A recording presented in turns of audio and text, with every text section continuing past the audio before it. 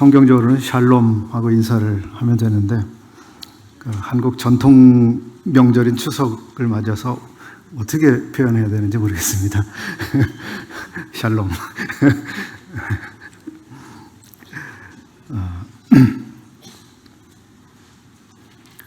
명절을 맞아서 오늘 저희와 함께 하신 여러분들이 계시는데 감사합니다. 또 환영하고요. 또 멀리 중국에서 특별하게 방문한 가족도 있습니다. 우리 가운데 총각 형제로 있다가 중국으로 돌아가서 결혼해서 아기와 함께 오늘 함께한 손림동 형제 가족이 있습니다. 마음으로부터 환영합니다. 또 여러 가지 사정으로 인해서 여기에 함께 나와서 계시지 못하고 유튜브로 실시간 보고 계시는 이런 성도들도 계실 텐데요. 이 시간에 우리 모두를 주님의 말씀으로 또 풍성하게 은혜를 주시기를 기도합니다. 여러분들 한국의 그 국민성에 대해서 어떻게 알고 계십니까? 많은 분들이 한국 사람들은 굉장히 감정적이다 이런 이야기들을 하죠. 그것이 가지고 있는 장점도 많이 있습니다만 한편으로는 신앙적인 면에서 볼 때 그냥 덮어놓고 믿게 되는 식의 신앙을 갖게 될 위험성도 또 있는 것 같습니다. 요즘 우리 사회에 그 뉴스 가운데 우리를 깜짝 놀라게 하는 것이 하나 있었는데요. 신천지라고 하는 이상한 이러한 집단에서 어마어마한 집회를 열었다는 그 뉴스들이 있었습니다. 11만 명이나 되는 사람들이 성경 공부 과정을 수료했다고 하는 엄청난 규모의 수료식을 근래에 행했습니다. 청주 지역에서는 8만 명인가 되는 사람들이 또 따로 그 집회를 가졌다고 하는 뉴스도 있었습니다. 우리가 생각할 때 이해가 되지 않는 그런 일이죠. 그럼에도 불구하고 그 일은 현실로 일어난 일이고 또 계속 일어나고 있는 일이기도 합니다. 왜 그러한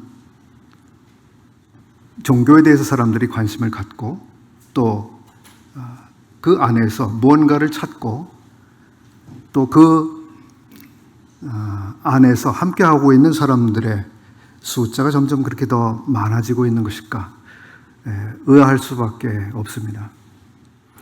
저는 거기에 대해서 간단할지 모르지만 이런 생각을 해봅니다.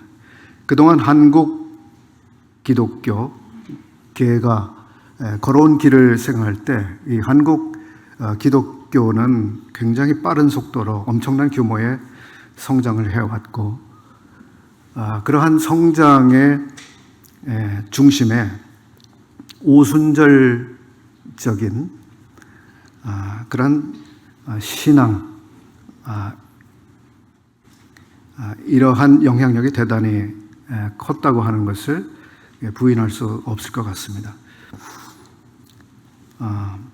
제가 사도행전 그 17장을 펴놓고 있는데요. 그 16장 그 후반 쪽에 보면 거기에 빌립보에서 일어났던 하나의 사건을 기록해 놓고 있습니다. 사도 바울과 또 함께한 실라가 체포되고 매를 맞고 구금이 되는 사건이 발생을 하고 그리고 거기에 간수 가족이 있습니다. 그런데 자기들이 지켜야 될 죄수들 그리고 감옥에 갑자기 이상한 일이 발생합니다. 다 아시는 대로 감옥에 지진이 생기고 그렇죠? 죄수들은 이제 다 달아날 상황이 되도록 감옥이 말도 안 되게 되어버리는 상황이 생기죠. 그 당황스러운 상황 속에서 이 간수가 놀라서 어쩔 줄 몰라 하는데, 도망갈 줄로 가 있을 줄 알았던 사도 바울과 실라가 그들의 그 간수에게 이야기를 하는 것이죠. 스스로 목숨을 끊으려고 하는 그 당황스럽고 놀라운 그 사람에게 어떻게 해야 구원을 얻겠느냐고 질문을 하게 되고, 사도 바울이 거기에 대해서 주 예수를 믿으면 됩니다라고 이야기를 합니다. 그래서 그 밤에 그와 함께 그의 가족들이 다 믿게 되죠. 이분이 유대인도 아니었을 겁니다. 아마 예수님에 대해서 어느 정도의 지식을 가지고 있었는지, 그리고 복음에 대해서 조금이라도 들어본 일이 있었는지 저는 알 수 없습니다. 다만 그 밤에 일어난 엄청난 사건 속에서 예수님을 믿으면 된다라고 하는 다소 돌발적인 상황 속에서, 좀 더 나쁘게 말하자면 덮어놓고 믿게 되는 이런 상황이 연출이 되었는데, 그렇다고 이분의 믿음이 잘못됐다고 제가 말씀드리는 것은 아닙니다. 근데 갑작스럽게 믿음 안으로 들어오게 된 사건을 거기에 기록해 놓고 있습니다. 아마 한국 기독교계가 걸어오는 과정 속에서 이러한 유사한 사건들이 많이 있었으리라고 생각합니다. 근데 사도행전 이어서 기록되고 있는 17장을 이어서 보면 거기에는 약간 그 반대되는 성격의 일들이 기록되고 있습니다. 어느 날 갑자기 믿게 되는 것이 아니라 사도 바울의 이 전도팀이 데살로니가에 가게 되고 또 베레아라는 곳을 가게 되는데, 이 전도팀은 유대인들이 모이고 있던 회당이라고 하는 곳을 가게 되고, 거기에서 그냥 내가 어떻게 가야 구원을 얻겠습니까라고 아주 놀라서 어쩔 줄 몰라 하는 사람들을 대하는 것이 아니라, 오래전부터 성경을 들어왔던, 그리고 알고 있던 사람들에게 성경을 설명하는 내용들, 그리고 사람들이 듣고 있는 내용들이 기록되고 있습니다. 오늘날 신천지라고 하는 이 현상이 한국 사회에서 빚어지고 있는 것이 마치 이런 것이 아닌가 하는 생각을 언뜻 해봅니다. 오순절적이고 체험적인, 오늘 갑자기 믿게 된 이런 형식의 기독교 신앙 세계 안에 충분히 그 성경적 근거에 튼튼한 뿌리를 내리지 못하고 감정에 기반하고 감정을 위주로 한 그런 신앙생활을 가지고 있던 사람들이 기독교라고 하는 것에 대한 수많은 실망을 하게 되고, 그리고 성경을 가르쳐주고 성경을 이해시켜주고 성경에 대한 사람들의 궁금증을 해결해 준다고 하는 그런 곳이 있으니 우리가 가보자, 배워보자, 들어보자 라고 하는 것들이 작동된 것 같아요. 그래서 무료로 성경 공부를 시켜주고 다양한 형태로 그것을 파고들었습니다.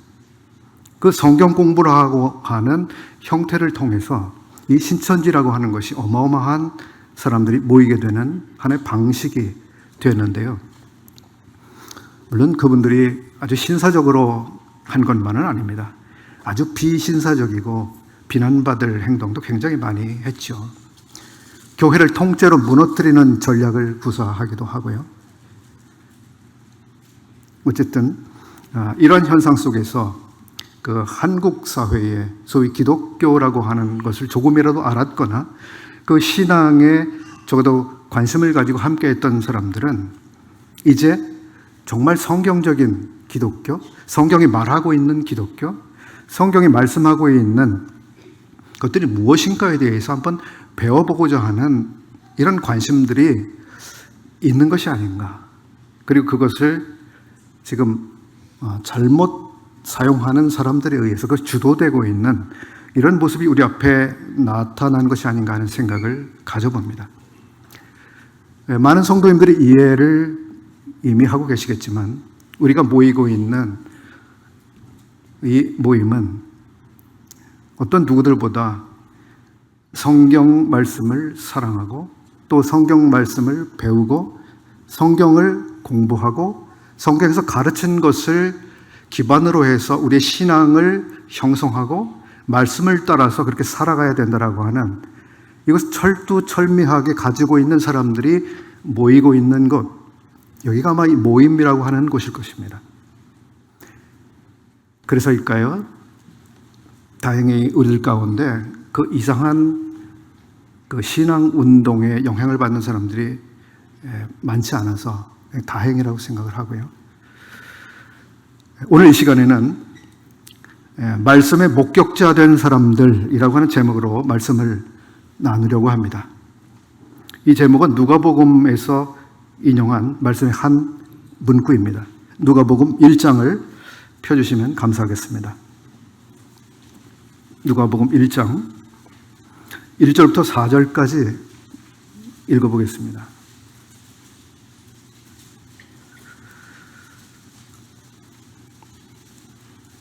누가복음 1장부터 4절까지 우리가 한 목소리를 한번 읽어보겠습니다. 시작.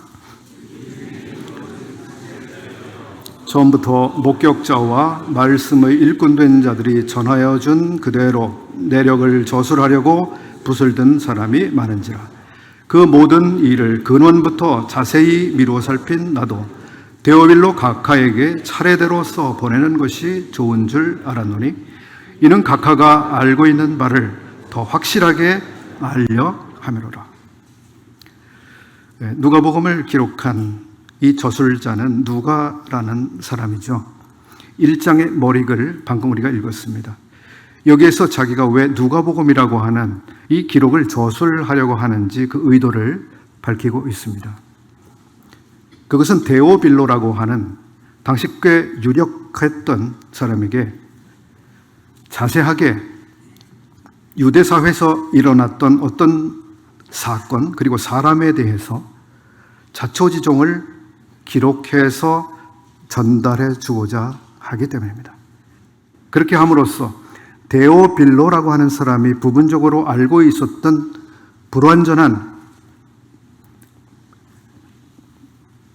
믿음을 갖기엔 불충분한 지식 상태에 있었던 그를 도와줌으로써 확실한 믿음을 갖도록 하기 위한 그 필요를 이 누가가 알고 있었기 때문입니다.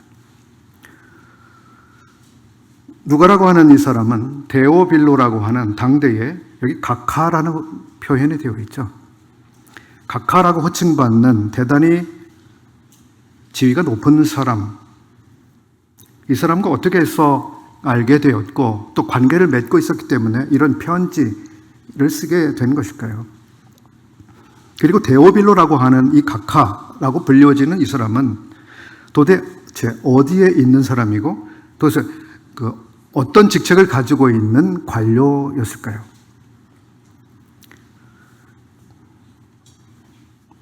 우리는 거기에 대해서까지는 잘 알 수 없습니다. 복음서를 기록한 이 누가라고 하는 사람은 당시에 의사라는 직업을 가지고 있었고 그는 사도 바울과 함께 선교 팀의 일원으로 당시 유대 지역, 넓은 터키 지역, 그리스 지역, 그리고 로마의 제국 여러 곳을 방문하고 그리고 체류했던 사람이었죠. 그가 이렇게 넓은 지역을 방문하면서 자기의 의료적인 도움을 받으려고 했던 많은 사람들을 그가 알게 되었을 것입니다. 어떤 사람의 경우는 또 개인적인 연락을 가끔은 주고받는 사람이 있었기도 했겠죠.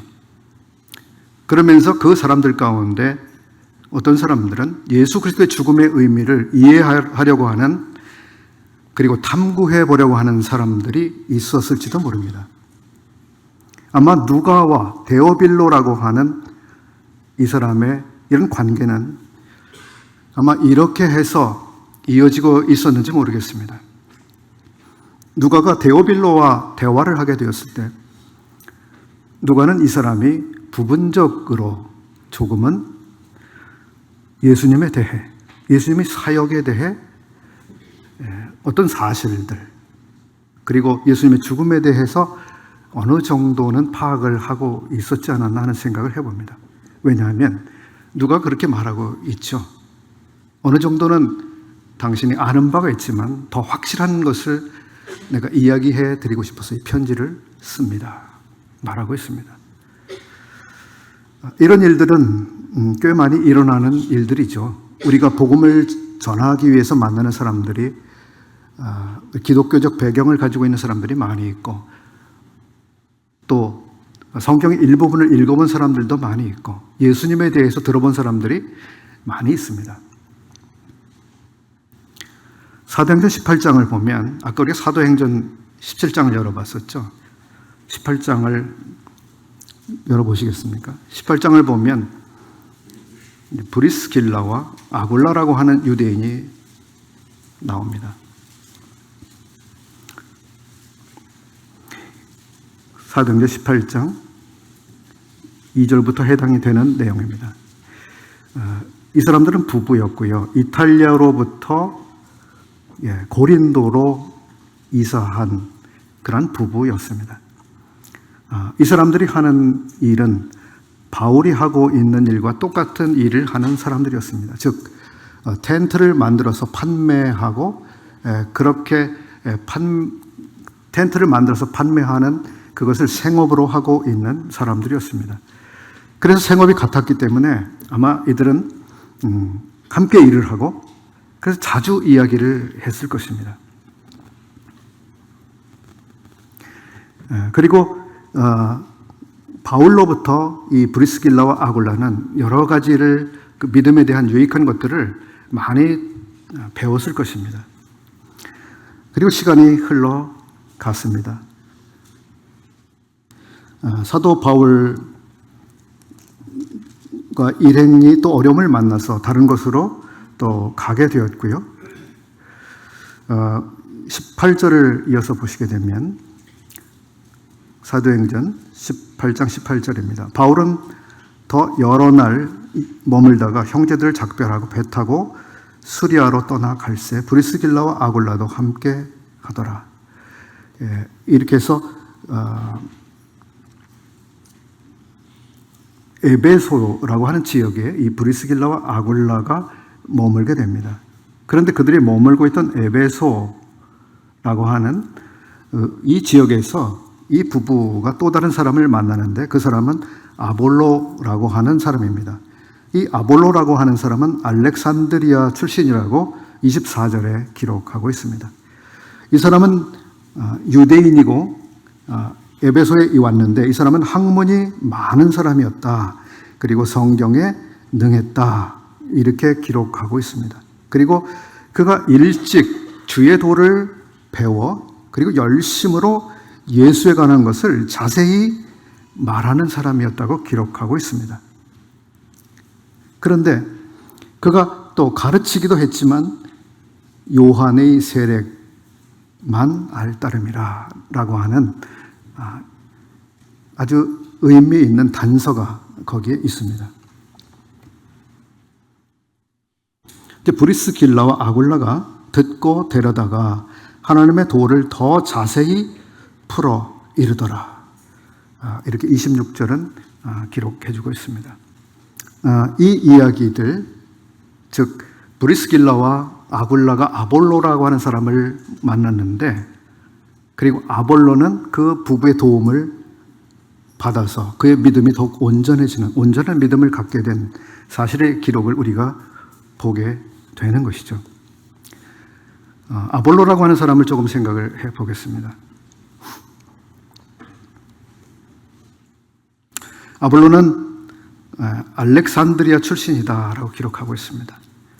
당시 알렉산드리아는 세계적인 유명한 도시, 그리고 학문의 도시였습니다. 거기에는 그 굉장한 그 철학적인, 그리고 학문적인 그런 것들이 집대성되고 있는 그러한 도시 중에 한 곳이었습니다.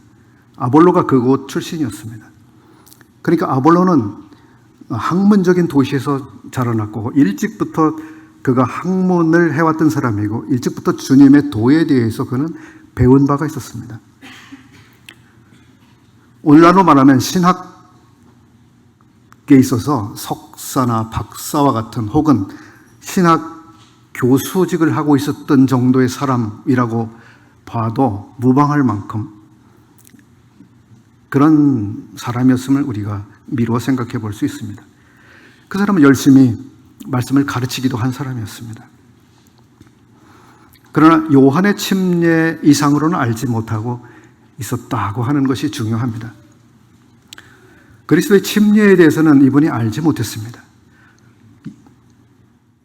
예수 그리스도의 죽으심, 그리고 부활, 그리고 그분의 죽으심이 갖게 되는 중요한 의미, 즉 모든 사람들의 죄사함을 위하여 흘린 그분의 피에 대한 의미, 그분의 죽으심으로 모든 사람들의 이 죄사함이 이루어지는 그런 중요한 의미, 그리고 예수 그리스도는 죽으셨을 뿐만 아니라 다시 살아나신 그 생명의 주가 되신다고 하는 이런 엄청난 사실들에 대해서 그는 알지 못하고 있었습니다. 브리스길라와 아굴라는 이 아볼로에게 그러한 부분에 도움을 주었습니다. 당신이 알고 있는 것에 대해서 내가 조금 더 도와드리고 싶은 것이 있습니다. 중요한 것은 그것입니다. 브리스길라와 아굴라가 아볼로를 자기 집에 초청해서 이제 말씀을 가르쳐 주려고 했을 때 아볼로가 어떤 태도를 취했는가 하는 거, 이거 대단히 중요한 부분이죠. 그는 거절하지 않았습니다. 자세하게 가르쳐주는 그 내용을 이 사람이 잘 받아들였습니다. 이것이 참 놀라운 일이죠. 아니, 내가 누군 줄 알고 나한테 뭘 가르치려 들어. 당신 학위 있습니까? 신학 박사 학위 있습니까? 어디까지 공부했습니까? 누굴 가르쳐 봤습니까? 아마 이런 마음을 가질 만한 사람이었잖아요. 근데 브리스길라와 아굴라라고 하는 이 평범한 그리스도인들이 당신을 좀 가르쳐 주겠습니다. 예, 좋습니다. 가겠습니다. 들려주십시오. 좀 놀라운 자세입니다. 우리 가운데 믿음이 필요한 사람들에게 있어야 되는 이 중요한 마음이죠. 저를 가르쳐 주십시오. 이 사람 마음이 열린 사람이었고 아주 겸손한 상태에 있었습니다. 우리 모두에게 필요한 그런 마음이죠. 우리가 항상 그런 마음을 가지고 성경 말씀을 읽고 또 성경의 가르침을 받는다면 엄청난 은혜를 우리가 얻게 될 것입니다. 브리스길라와 아굴라와 교제하는 가운데 이 아볼로의 마음을 하나님께서 열어서 정말 다 이해하고 깨닫게 해주셨습니다. 그래서 아볼로가 그 뒤에 어떤 길을 걸어가게 됩니까? 많은 사람들에게 유력한 변론자가 돼서 주님의 이 일에 자신을 드리는 사람들이 됐습니다.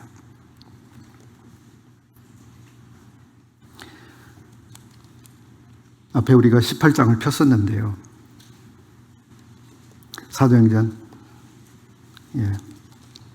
17장 조금만 다시 보겠습니다. 사도행전 17장 앞부분.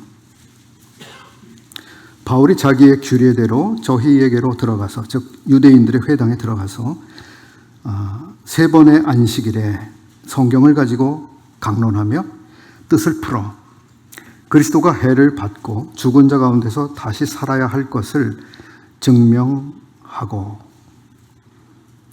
이 짧은 시간 안에 확실한 믿음을 한 번에 다 넣어주려고 사도 바울이 생각하지 않은 것 같습니다. 3번의 안식일을 통해서 강론을 했습니다. 성경을 가지고 강론하며 뜻을 풀어주었다. 이 성경이 무엇을 말하는지 충분히 설명해 주었다는 것입니다. 그리고 성경에 기록된 이것이 오늘날 예수 그리스도의 생애를 통해서 어떤 식으로 이것이 이루어지게 되었는지를 증명했다. 이렇게 말하고 있습니다. 내가 너에게 전하는 예수가 곧 그리스도라 하니 그 중에 어떤 사람 곧 경건한 헬라인의 큰 무리와 적지 않은 귀부인도 권함을 받고 바울과 실라를 쫓았다. 이렇게 되어 있습니다. 빌보 감옥의 간수와 같이 오늘날 갑자기 생기게 된 믿음, 갑자기 믿음 안으로 들어온 사람도 있지만 적어도 성경적 배경을 가지고 있던 사람들에게는 그들에게 설명되어지고 이해할 수 있는 방식으로 계속 이야기되어지고 그들이 생각해보게 촉구하기도 하고 증명하기도 해서 그 믿음을 도와주는 이런 사례가 나와 있는 것이죠. 오늘날 한국 기독교계 안에는 이러한 부분이 대단히 중요한 것이 아닌가 하는 생각을 해보게 되는 대목이기도 합니다. 뒤에 이어서 10절을 보겠습니다. 여기에 보면 베레아라고 하는 지역이 나옵니다. 밤에 형제들이 바울과 실라를 베레아로 보내니 저희가 이르러 유대인의 회당에 들어가니라. 베레아 사람은 데살로니가에 있는 사람보다 더 신사적이어서 간절한 마음으로 말씀을 받고 이것이 그러한가 하여 날마다 성경을 상고하므로 그 중에 믿는 사람이 많고 또 헬라의 귀부인과 남자가 적지 아니했다. 이렇게 기록하고 있습니다. 베레아라고 하는 지역, 그 지역에 있는 유대인들의 회당에 사도 바울이 들어갔습니다. 그리고 데살로니가에서처럼 하나님의 말씀을 강론하고 그리고 예수님에 대해서 증명을 했겠죠. 이런 이야기를 들은 베레아 사람들의 반응이 나오고 있습니다. 베레아 사람들은 간절한 말씀으로 사도 바울이 전해준 이야기를 받았다고 기록하고 있습니다. 그리고 말씀을 받은 것으로 끝난 것이 아니라 이것이 그러한가 하여 날마다 성경을 상고했다. 살펴보았다. 우리는 성경 공부나 어떤 메시지를 통해서 하나님의 말씀을 듣고 그것을 끝날 수도 있습니다. 근데 베레아 사람들은 거기서 멈추지 않았습니다. 사도 바울이라고 하는 엄청난 그 권위를 가지고 있는 그분이 와서 우리에게 메시지를 전했는데 그들을 받아들이고 그리고 끝나도 사실 뭐 괜찮을 정도가 아니겠습니까? 근데 베레아 사람들은 그렇게 하지 않았습니다. 비록 사도라고 하더라도 사도 바울이라고 하더라도 그분이 우리에게 전해준 메시지에 대해서 우리가 좋은 마음으로 받아들였지만 정말 그분의 메시지가 성경적인지 성경에 근거한 것인지 성경을 잘못 가르친 건 아닌지 날마다 성경을 상고했다. 그러한가 하여 정말 성경에 그렇게 말씀하고 있는가를 그들이 확인하는 그것을 했다고 하는 것입니다. 이것이 나쁜 것인가요? 나쁜 게 아니라고 하는 거예요. 정말 성경에 그렇게 써 있는가? 성경이 정말 그렇게 말씀하고 있는 것인가? 그래서 성경을 다시 열어보고 공부하고 확인하고 이 나쁜 게 아니에요. 그래서 그 결과가 나와 있습니다. 어떤 결과가 나왔습니까? 그 중에 믿는 사람들이 많아졌다고 하는 것입니다. 많아졌다고 하는 것입니다. 성경을 아는 사람, 들어본 사람, 예수님에 대해서 들어본 사람,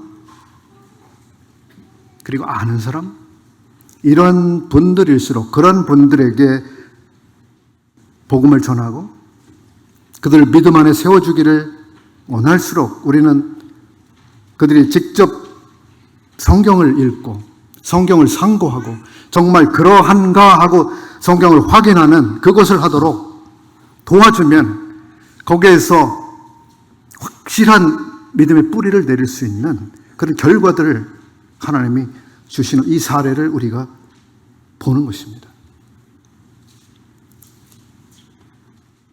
그 중에 믿는 사람이 많고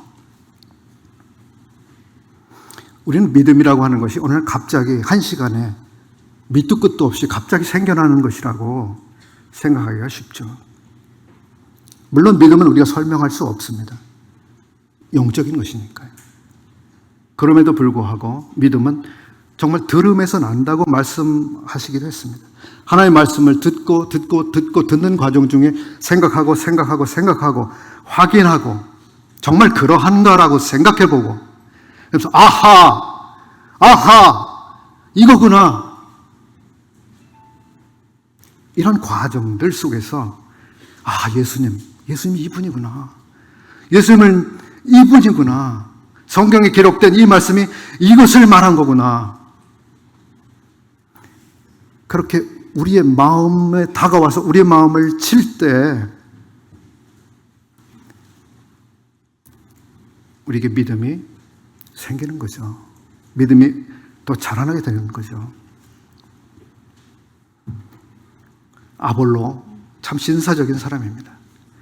데살로니가 사람들 좋은 사람들입니다. 베레아 사람들 아주 신사적인 사람들입니다. 그들은 겸손했습니다. 마음이 열렸습니다. 나에게 이야기해 주십시오. 내가 배우겠습니다. 이와 반대되는 사례를 제가 하나 말씀해 보겠습니다. 어느 그리스도인이 제안을 합니다. 복음 집회가 있는데 가보지 않을래? 이렇게 이야기를 했습니다. 그 초청을 받았을 때 그는 퉁명스럽게 거절을 합니다. 나는 내가 찾아보겠습니다. 스스로 혼자 할 거예요. 나도 그 정도는 깨달을 수 있는 그 정도의 지혜는 있습니다. 라고 대답을 하고 거절을 했습니다. 이 사람은 제가 볼 때 명절을 맞아서 예루살렘에 예배하러 왔던 에티오피아 내시가 있었잖아요.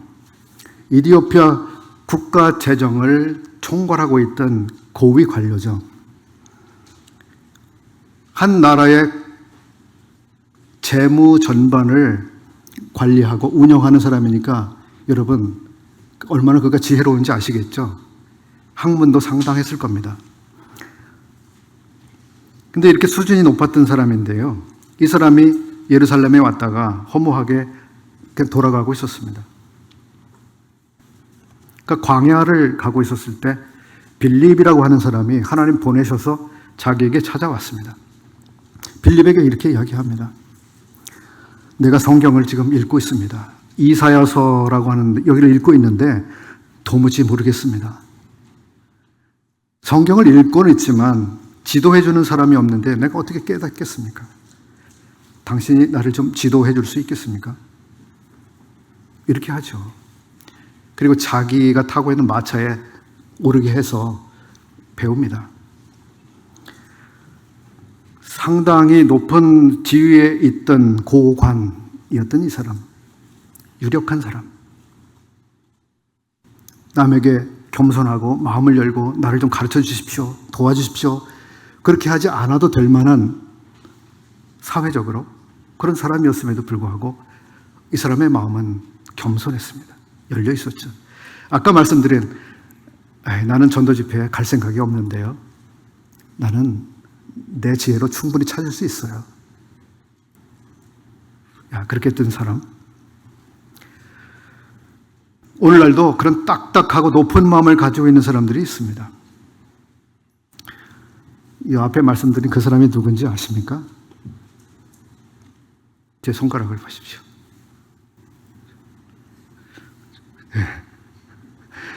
예. 이 사람입니다. 전 안 갑니다. 그랬어요. 누가복음 1장 앞부분으로 다시 가보겠습니다. 누가복음 1장.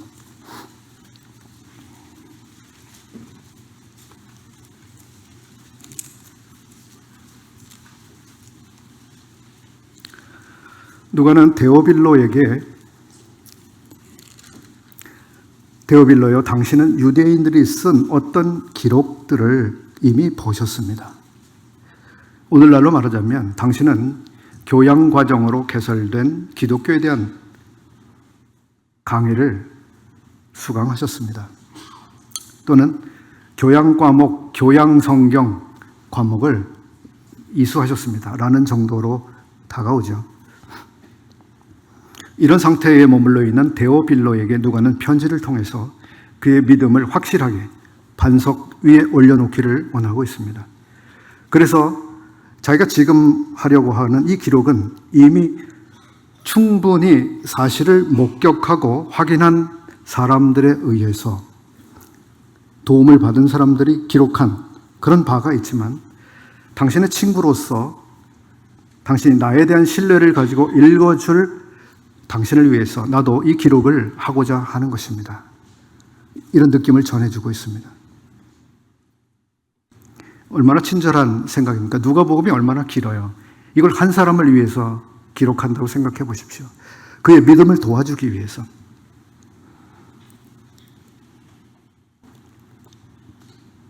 많은 수고가 따르는 저술이지만 그래도 당신의 믿음을 위해 기꺼이 그렇게 하려는 누가의 진실함과 성실함이 여기 나타나 있습니다. 그는 이제 자기가 저술하려고 하는 내용들이 무엇인가에 대해서 이렇게 말합니다. 우리 중에 이루어진 사실을 나는 기록하려고 합니다. 우리 중에 이루어진 사실. 그가 기록해 준 내용들은 막연한 추론 혹은 창작된 것이 아니라 하는 것입니다. 또한 우연히 발생한 어떤 사고에 대한 사고 보고서 같은 종류도 아니라고 말하는 것입니다.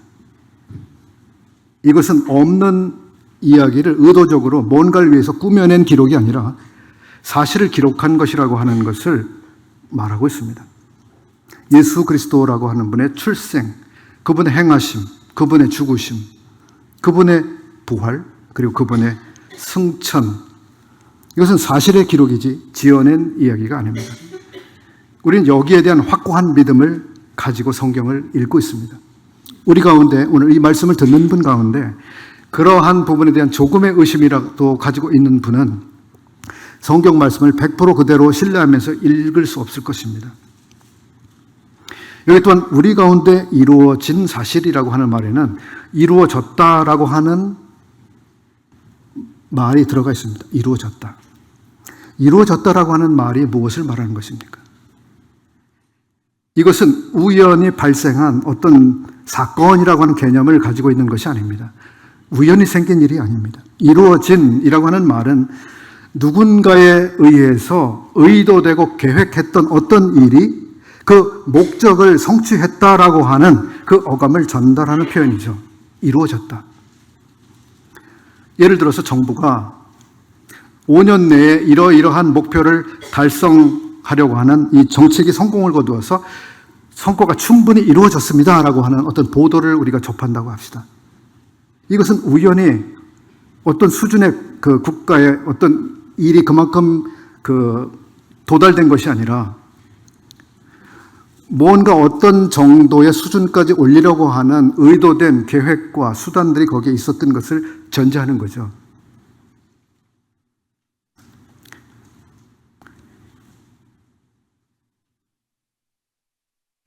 그리고 이 반대의 개념이 이런 것이겠죠. 내가 학교 앞을 막 걸어가고 있는데 갑자기 야구공이 나에게 날아와 머리를 때려서 내가 부상을 당하는 일이 이루어졌습니다. 자, 이렇게 이야기를 한다고 하면 어떻습니까? 그건 이루어지는 일이 아니죠. 이루어진 일이 아닙니다. 우연히 발생한 사고죠. 그럴 때는 우리는 이루어졌다라는 말을 쓰지 않습니다. 누가가 저술하려고 하는 내용들은 이미 다른 저술가들이 기록한 것처럼 없는 이야기를 지어낸 것이 아니고 이미 오래전에 계획된 대로 계획했었던 그대로 성취가 된 사건을 저술하는 것이라고 하는 것을 말해주고 있습니다. 따라서 성경을 읽는 사람들은 기록된 내용에 대해서 어떻습니까? 우연히 발생한 것이 아니라 충분히 믿음을 가지고 대할 수 있다라고 하는 것을 말해주고 있는 것입니다. 데오빌로요. 내가 하는 말은 신뢰할 만한 이야기입니다. 다음으로 한 가지 사실을 우리가 더 볼 수 있습니다. 누가가 알고 있던 예수 그리스도에 대한 저술, 여기에 관여된 사람들이 나옵니다. 어떤 사람들이 나옵니까? 거기에는 저술에 포함할 내용들을 그리고 앞서 저술했던 저술자들에게 전달해준 어떤 사람들이 있었다라고 말하고 있습니다. 그렇게 이루어진 사실들을 저술자들에게 전해준 사람들을 일컬어 누가는 무엇이라고 말합니까? 말씀의 목격자 되고 일꾼된 자들이라고 기록하고 있습니다. 말씀의 목격자. 이 사람들은 구약 성경을 잘 알고 있었던 사람들로 생각됩니다. 그들은 구약에 예언된 말씀이 언제 어떤 곳에서 어떤 방식으로 성취될 것인지에 대해서 아주 주의 깊게 살펴보고 있었습니다.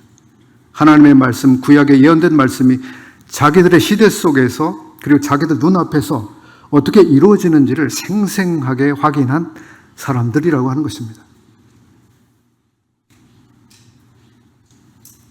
그들이 누구였는지는 여기에 기록해 놓고 있지는 않습니다. 말씀의 목격자들이 누구였는지. 아마 저는 이런 추측을 해봅니다. 예수님의 어머니도 그들 중에 한 사람일 수 있겠죠. 말씀의 목격자로서. 그 예수님의 가족들이 포함될 수 있겠죠. 예수님이 출생했을 때 경배하기 위해서 찾아왔던 박사들이 말씀의 목격자들이 될 수도 있겠죠. 12명의 사도들이 될 수도 있겠습니다. 예수님을 따라다니면서 도왔던 헌신적인 여성들이 있었죠. 그들이 목격자일 수도 있습니다. 니고데모나 아리마대 요셉 같은 경건한 당시의 관원들, 이런 사람들이 목격자일 수도 있습니다. 다양한 목격자들이 있었고 그들의 이 목격에 의해서 어떤 저술들이 이루어진 것이죠. 말씀이 성취되고 있는 그 현장에 있던 사람들, 목격자.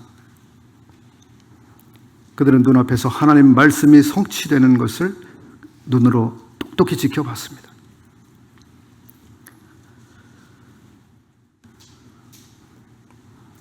근데 말씀의 목격자들이 어떤 경우에는 일어나고 있는 그 시간, 그 현장에서는 깨닫지 못하다가 뒤늦게 깨닫는 경우도 있죠. 우리 성경에 보면 그런 부분이 있습니다.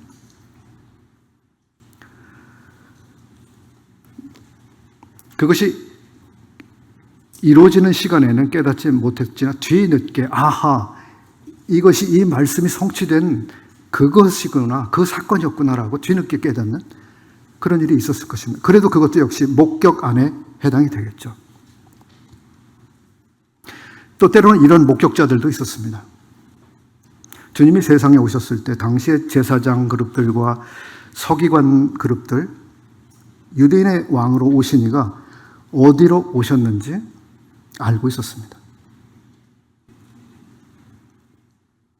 그러나 그들은 경배하러 가지 않았습니다. 그리고 악한 왕 헤롯에게 정보를 제공하죠. 그렇게 함으로 수많은 유대인 아기들을 몰살시키는 잔혹한 일이 일어나도록 자기들이 목격한 것을 사용했습니다.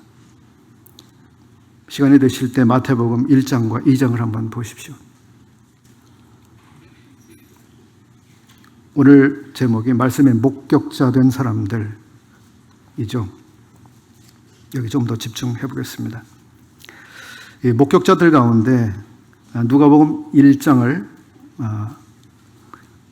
열어놓고 계시죠. 26, 27절을 보겠습니다. 여섯째 달에 천사 가브리엘이 하나님의 보내심을 받들어 갈릴리 나사렛이란 동네에 가서 다윗의 자손 요셉이라 하는 사람과 정혼한 처녀에게 이르니 그 처녀의 이름은 마리아라. 31절부터 33절도 보겠습니다. 보라, 내가 수태하여 아들을 낳으리니 그 이름을 예수라 하라. 저가 큰 자가 되고 지극히 높으신 이의 아들이라 일컬을 것이요 주 하나님께서 그 조상 다윗의 위를 저에게 주시리니.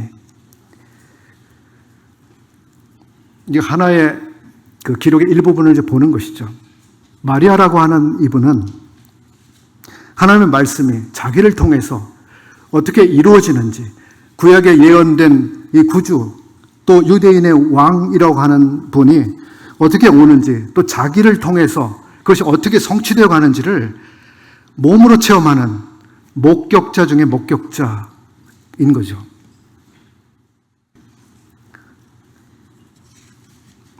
마리아는 예수님의 출생부터 죽으심, 부활에 있어 누구보다 확실한 말씀의 목격자였습니다. 하나님의 말씀이 우리들의 앞에서 성취되어 가는 것을 보는 것만큼 흥미로운 일도 없을 것입니다.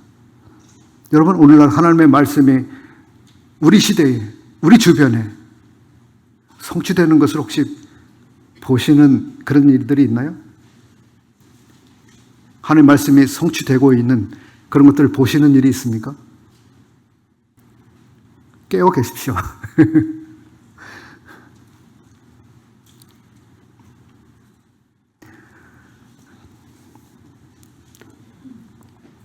누구보다 더 확실하게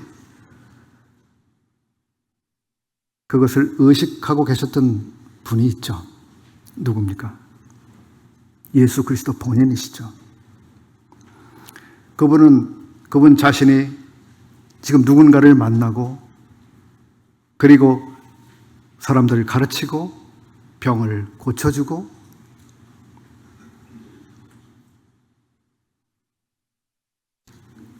그분이 하시는 그 모든 자기의 생애 가운데 본인이 행하고 있는 그 모든 것들이 하나님의 뜻이 성취되어 가고 있는 그 일부분들이라고 하는 사실을 그분은 뚜렷하게 알고 계셨습니다. 주님은 성경이 어찌 이루어지리요라고 하는 그런 표현을 쓰시기도 했죠.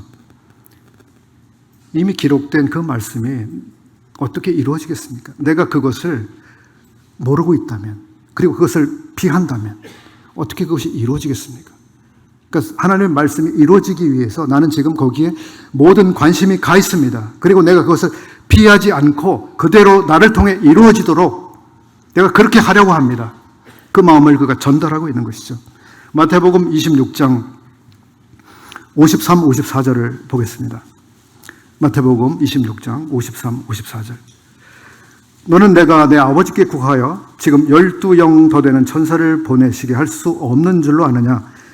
내가 만일 그렇게 하면 이런 일이 있으리라 한 성경이 어떻게 이루어지리요 하시더라. 주님이 하신 일들은 자기 뜻대로 결정하고 선택하는 방식이 아닌 성경에 미리 말씀된 대로 이루어지는 것을 힘쓰시는 그런 방식으로 자기 삶을 사셨습니다. 주님에 대한 말씀의 목격자 가운데 아주 인상적인 사람들이 있는데요. 그들은 엠마오로 아주 낙심한 마음을 가지고 걸어가고 있던 두 명의 제자들이었습니다. 저는 근심하고 있었습니다. 부활하신 예수 그리스도께서 그들을 찾아가셔서 그들에게 말을 거시고 대화를 하십니다. 그리고 무엇을 하셨습니까? 그들에게 성경을 풀어 설명해 주셨습니다. 성경을 자세하게 그들에게 설명해 주셨다고 기록하고 있습니다. 누가복음 24장이죠.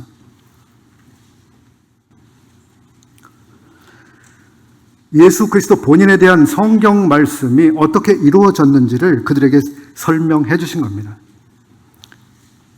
24장 25절 읽어보겠습니다. 이르시되 미련하고 선지자들이 말한 모든 것을 마음에 더디 믿는 자들이여 그리스도가 이런 고난을 받고 자기의 영광에 들어가야 할 것이 아니냐 하시고 이에 모세와 모든 선지자의 글로 시작하여 모든 성경에 쓴 바 자기에 관한 것을 자세히 설명하시니라. 자세하게 가르쳐줬습니다.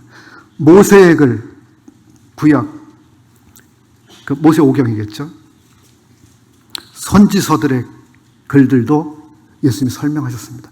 이 선지자가 기록한 이것이 나에게 어떻게 해당되는지, 나를 통해서 어떻게 성취되었는지를 설명해 주셨다고 하는 겁니다. 이러한 예수 그리스도의 설명, 가르치심, 이것에 이 제자들 너무 기뻐서 단숨에 예루살렘으로 뛰어갔습니다. 밤이었죠. 그들은 자신들에게 목격되고 대화하시고 설명해 주신 그 예수님의 부활을 또 다른 제자들에게 증거했습니다. 이것이 누가복음의 전체 구조 안에서 아주 재미있게 느껴지는 부분인데요. 누가복음에 우리가 1장에서 말씀의 목격자 된 자들에 대해서 이야기를 읽었습니다. 그리고 누가복음의 이제 마지막 장 24장에서 마지막 부분이 그렇게 클로징 되어 가고 있는 것을 봅니다. 말씀의 또 다른 목격자들의 모습이 거기에 나오고 있습니다. 하나님의 말씀을 목격하는 삶, 하나님의 말씀이 이루어지는 장면을 보는 삶. 성도의 삶에서 하나님의 약속과 말씀이 경험되고 목격되는 이 삶처럼 우리 가슴을 뛰게 하는 것이 어디 있습니까? 하나님의 말씀이 오늘의 우리의 삶에서 어떻게 경험되는지. 내가 너와 함께 할 거야. 경험될 수 있는 말씀인가요? 내가 너를 도와줄 거야. 오늘이라고 하는 날에 경험될 수 있는 말씀인가요? 내가 너를 지킬 거야. 내가 너를 인도할 거야. 내가 너의 모든 필요를 채워줄 거야. 그리고 내가 너를 사용할 거야. 내가 너를 굳세게 할 거야. 그리고 내가 너의 짐을 져줄 거야. 얼마나 많은 우리 삶에서 성취되어야 할 말씀들이 있습니까? 경험되어야 할 말씀들. 이 놀라운 말씀들을 경험하는 것은 하나님의 말씀을 믿는 사람들에게 해당되는 영역들이죠.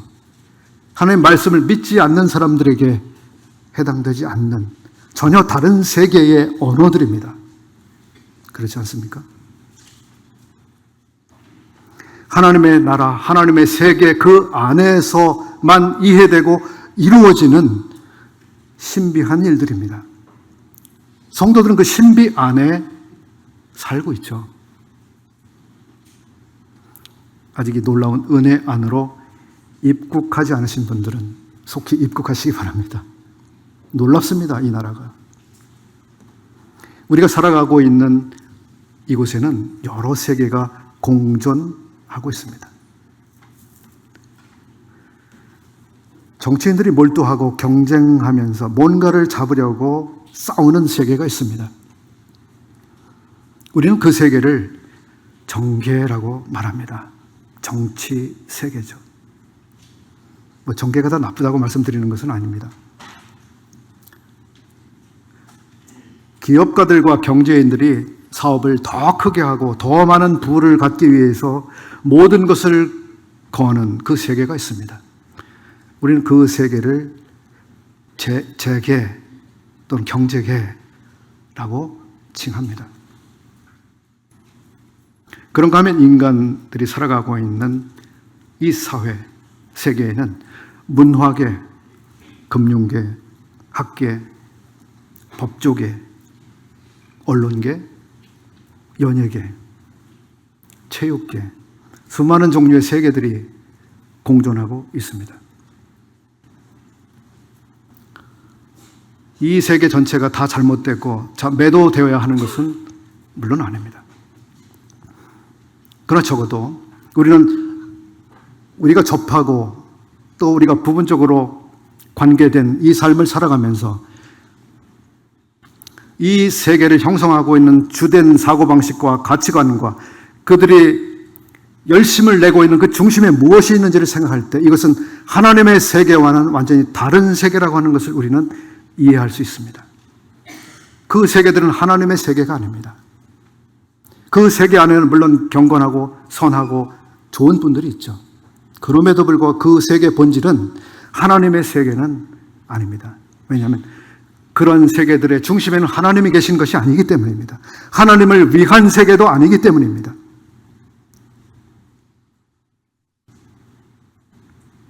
우리 정신을 잘 가지고 살아야 합니다. 그런 일에 무관하게 우리가 사회생활을 하거나 삶을 살지는 못합니다. 일정 부분 관계가 될 수밖에 없죠. 그럼에도 불구하고 우리가 그 세계에 속할 수는 없습니다. 예수 그리스도께서 그걸 가르치시지 않았습니까? 내 나라는 여기에 속해 있지 않다고 말씀하셨습니다. 그럼 우리의 발은 어쨌든 땅에 딛고 살아가야 한다라고 오늘의 현실이 있기도 합니다. 그래서 우리는 정신을 차려야 하는 것입니다. 우리가 살아야 하는 세계가 어떤 세계인지 잊어서는 안 되는 거죠. 우리가 땅을 딛고 오늘을 살지만 우리가 살아야 하는 세계는 하나님의 세계라는 것을, 우리는 하나님의 세계 안에 살도록 창조됐고 부름받았음을 기억해야 합니다. 하나님의 세계는 하나님이 만드시고 그분이 원하시는 것들이 우선되는 세계입니다. 너희는 먼저 하나님의 나라와 그분의 의를 구하는 그 세계에서 살아야 된다.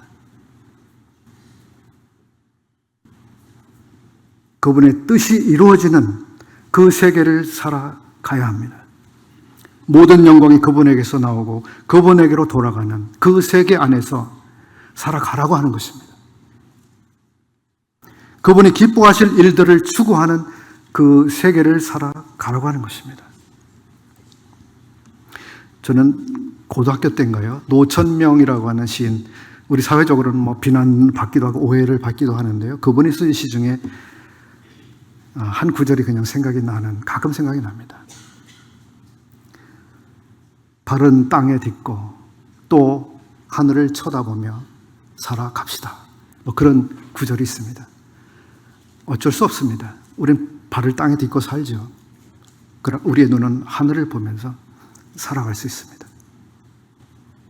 같은 공기를 마시고 같은 지면에 발을 딛고 살지만 우리가 다른 세계를 살아가는 사람들입니다.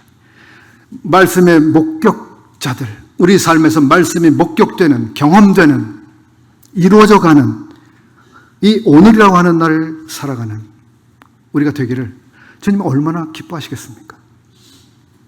우리 모두에게 그런 놀라운 은혜가 매일 임하기를 주님 앞에 간구합니다. 기도하고 마치겠습니다. 고마우신 아버지 하나님, 우리를 하나님을 거역하는 이 세상에서 불러내시고 하나님의 놀라우신 나라로 불러주셔서 그 안에 살게 하신 이 무한하신 긍휼과 사랑과 또 우리를 향하신 그 놀라우신 부르심을 인해서 감사를 드립니다. 아버지 하나님, 저희들이 세상을 살아가는 것이 결코 쉽지 않고 이 걸어가는 길이 참으로 어려운 때가 많이 있습니다. 그러함에도 불구하고 저희들이 발을 땅에 딛고 있지만 하늘을 우러러 하늘을 바라보면서 오늘을 살아갈 수 있는 이 놀라운 사람들인 것을 인해서 감사합니다. 이런 것들을 알려주시고 또 그런 것들을 주목해서 또 거기에 우리의 시선을 고정하고 살아가도록 저희를 도와주시는 이런 은혜를 인해서 감사합니다. 참 저희들의 생애의 삶을 통해서 아버지 하나님께서 영광을 받으시길 원하며 영광스러운 일들을 이루어 주시기를 기도합니다. 허락하심을 감사하며 우리 주 예수 그리스도의 이름으로 기도 올립니다. 아멘. 감사합니다.